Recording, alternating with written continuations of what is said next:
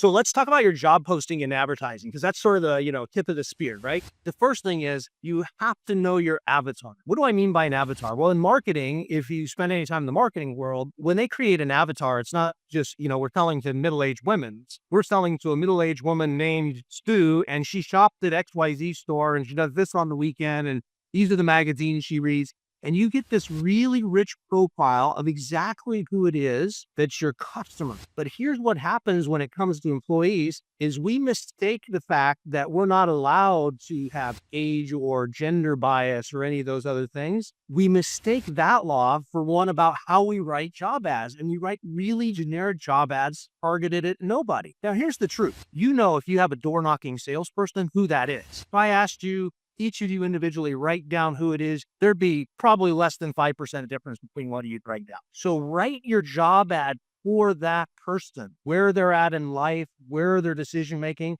And by the way, if you're only posting one job posting for the job, you're probably underperforming. Because isn't it true? There's probably, a guy that's finishing up sort of his first real job, and now he's frustrated, realizes he actually needs a career and he's not happy where he's at.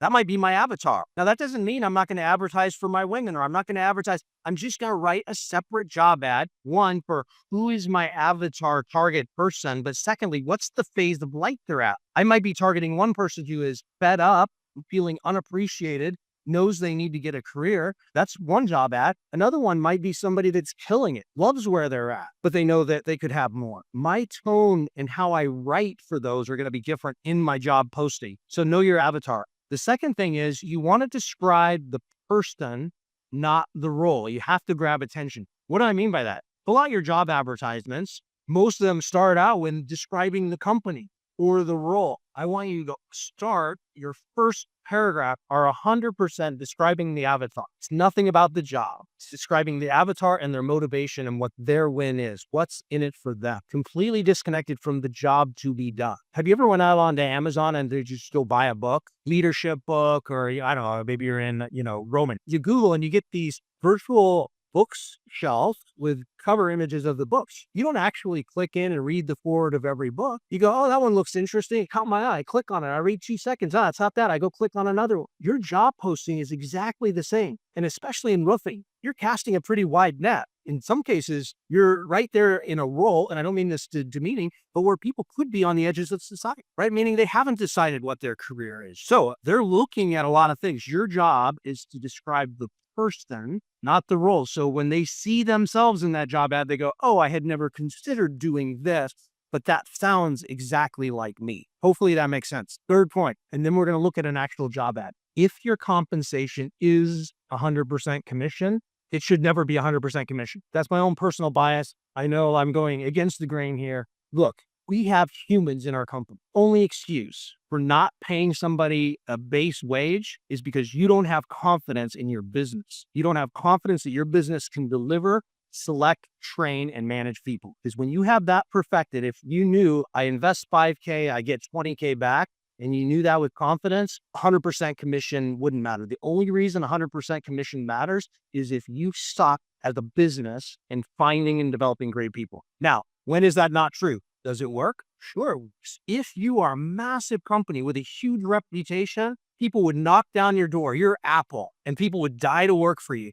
You could probably pay 100% commission and still get the top of the barrel. If you're paying 100% commission, you're already starting at the bottom of the barrel, for sure. Because if a salesperson knows their worth in the market, if a leader knows their worth in the market, the days of people wanting to work for 100% commission are over. They can go work at Amazon and do pretty good. So let's say you are 100% commission, or there is some portion of variable compensation. I believe there always should be. When you describe this in the job, what mistake do I see people make? They give a really wide range. They say can make between 70 and 150K. Or I saw the other day 60 to 300K. Unlimited earning potential. Well, all of that might be true, but your candidate's going to read that and they're going to read BS. That's the thought they're going to have, and they're going to pass over your ad.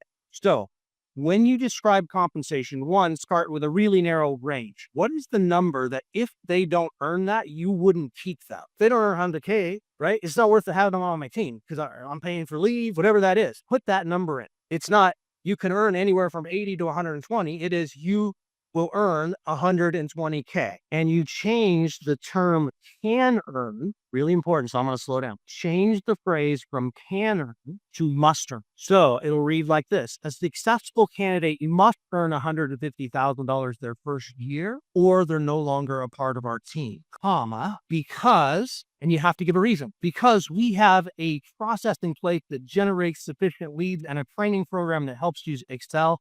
And with that level of commitment to you, you have a commitment back to the organization. Who's going to shy away from applying to that job? It is your underperformer, because they don't want a standard. Your high performer is going to say, look, they know exactly what I can make, and this is a step up for me. People aren't looking for a lateral move. In the ad later, you can put it's a variable mix of base plus whatever. You can put that in there if you'd like to. You should be truthful in your ad that it is 100% commission, but not when you're posting on Indeed what the rate is, or when you describe the compensation, describe it as must earn 120K or whatever that number is. Here's an actual job ad. And I won't read you the whole thing, but I'll read you the first part of it. Centurion Roofing, a veteran-owned company, continues to grow. Due to our increasing market share and robust customer demand, we are in need of additional outside sales representative for our roofing division. How many of you want me to put reading already? It's like blah, blah, blah. Your candidate's never going to get past that. In fact, in here they say our sales team serves a wide range of customers. We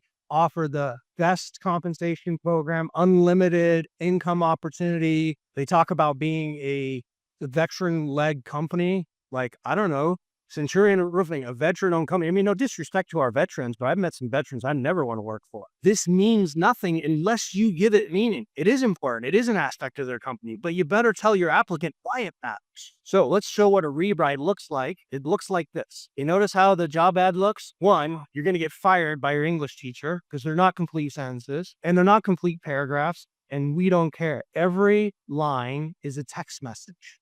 It's a tweet, and it speaks to the person done working for someone that doesn't get it. Like if you're looking at job ads and you click in, right? How long does that take you to process as opposed to this? Now, remember, I said right for the avatar. This avatar was designed for somebody that would be frustrated with their current employer, done working for someone that doesn't get it, that doesn't understand the meaning of loyalty, commitment, crushing every challenge. Know you're built for more. If you're ready to be a part of something bigger that actually means something, keep reading. That's the hook. Then keep reading. Now notice here, veteran-owned company. They tell you why. We're veteran-owned and operated, and we know how to build a team that delivers no matter what. In the military, we learned that failure isn't an option. We bring that relentless drive to every project we undertake. We're looking for a salesperson that has an immediate need to make 125K. In fact, we won't keep you if you don't. Now, unscientific evidence, read this ad versus this ad. How many of you think you're going to get better quality candidates in the front door just from the second ad? If you had to guess the performance of ad 1 versus ad 2 with the same ad spend on Indeed, ad number 2 outpulled by 13 times ad number 1 in the volume of qualified candidates coming through. Writing matters. You have to be crystal clear on who it is you want applying for your job. And when you see them, you have to be in a position to recognize this is the person and I can act quickly.